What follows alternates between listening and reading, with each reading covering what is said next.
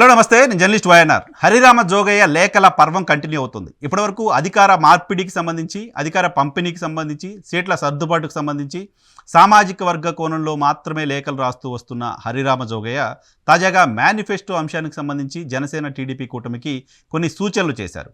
మేనిఫెస్టోలో ఏ అంశాలుంటే మీ కూటమి విజయం సాధిస్తుందో చూసుకోండి, ఈ అంశాలు ఖచ్చితంగా మేనిఫెస్టోలో ఉండేలా ప్రయత్నం చేయండి అంటూ ఒక 9 అంశాలను ఆయన బహిరంగ లేఖ రూపంలో విడుదల చేశారు. ఆ అంశాలు మీ దృష్టికి తీసుకొస్తాను. వైఎస్ఆర్ పార్టీ అధినేత జగన్మోహన్ రెడ్డి మరోసారి అధికారం చేపట్టడమే ధ్యేయంగా నవరత్నాల పేర అతను కొనసాగిస్తున్న సంక్షేమ పథకాలపైనే ఆధారపడిన మాట వాస్తవం. సంక్షేమాన్ని సంక్షేమంతోటే కొట్టవలసి ఉంటుంది. రాబోయే ఎన్నికల్లో వైఎస్ఆర్ ప్రభుత్వ ప్రజా వ్యతిరేక విధానాలను ఎండగడ్డంతో పాటు జనసేన టీడీపీ ఉమ్మడి మేనిఫెస్టో ద్వారా ప్రజలకు, ముఖ్యంగా పేదరికంలో మగ్గుతున్న బడుగు బలహీన వర్గాల అభ్యున్నతిని కోరే హామీలు ఇవ్వడం, వారిని సంతృప్తిపరచడం ద్వారా విజయానికి దగ్గరవడం ఎంత అవసరమో మీరు తెలుసుకోవాల్సి ఉంది. ఈ దిశలో భాగంగా మీరు ఎంపిక చేసుకోబోయే సంక్షేమ ప్రతిపాదనలు ఎక్కువ జనాభా వారు కోరుకునేవిగా ఉండాలి. వారి అవసరాలను ఖచ్చితంగా మీరు మేనిఫెస్టోలో చేర్చడానికి సంబంధించి పరిశీలన చేయండి అంటూ కొన్ని ప్రతిపాదనలు ఆయన చేశారు. ప్రతిపాదన 1 ఏంటంటే, వైఎస్ఆర్ కాంగ్రెస్ పార్టీ ఏర్పడిన 4.5 ఏళ్ల కాలంలో నిత్యావసర వస్తువుల రేట్లు బాగా పెరిగిపోయి వాటిని కొనలేని పరిస్థితుల్లో ఉండి కాలం గడుపుతున్న అనేక పేద కుటుంబాలకు ఆసరాగా చెత్త పన్ను, ఇంటి పన్ను, ఆస్తి పన్ను, నీటి పన్ను, విద్యుత్ ఛార్జీల పెంపు లాంటి అనేక పన్నులు కట్టలేక అనేక ఆర్థిక ఇబ్బందులు పడుతున్న ఈ వర్గాలకు చేదోడు వాదుడుగా తెల్ల కార్డు వాళ్ళందరికీ నెలకి 2,000 రూపాయలు సమకూర్చాలి. తెలంగాణలో మహాలక్ష్మి పేరుతో కాంగ్రెస్ పార్టీ ఇటువంటి హామీని అమలు చేస్తోంది. కర్ణాటకలో కూడా అమలు చేస్తోంది. అది అక్కడ ప్రతి తెల్ల రేషన్ కుటుంబానికి 2,000 ఇవ్వమని ఆయన సూచిస్తున్నారు.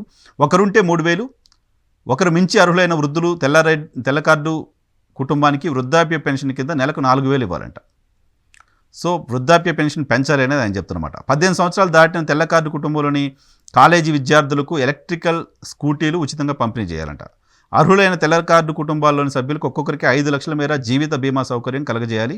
అందుకు అయ్యే ప్రీమియాన్ని ప్రభుత్వం భరించాలి. విద్యుత్ బిల్లులపై 50% సబ్సిడీ ఇవ్వాలి. సుమారు 80 లక్షలు ఉన్న డ్వాక్రా మహిళలకు ఒక్కొక్కరికి 25,000 వరకు రుణమాఫీ చేయాలి.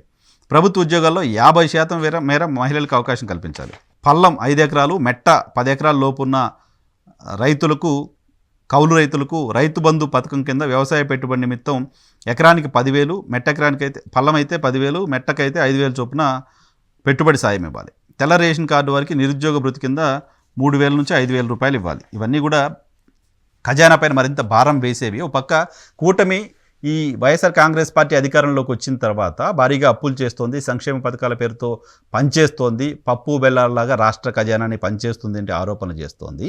ఓ పక్క ఈ ఆరోపణలు చేస్తూనే ఇప్పటికే వైఎస్ఆర్ కాంగ్రెస్ పార్టీ అమలు చేస్తున్న ఈ పంపిణీ కార్యక్రమాలకు అదనంగా మరికొన్ని చేయాలి అంటూ హరిరామ జోగయ్య గారు సూచించారు. అయితే ఇవన్నీ ఇంప్లిమెంట్ అవుతాయి లేదా చూడాల్సిన అవసరం ఉంది. ఇప్పటికే మేనిఫెస్టో పేరుతో మహానాడులో తెలుగుదేశం పార్టీ 6 గ్యారంటీస్ పేరుతో కొన్ని హామీలు ఇచ్చింది. ఆ హామీలన్నీ కూడా దీనికి దగ్గరగానే ఉన్నాయి.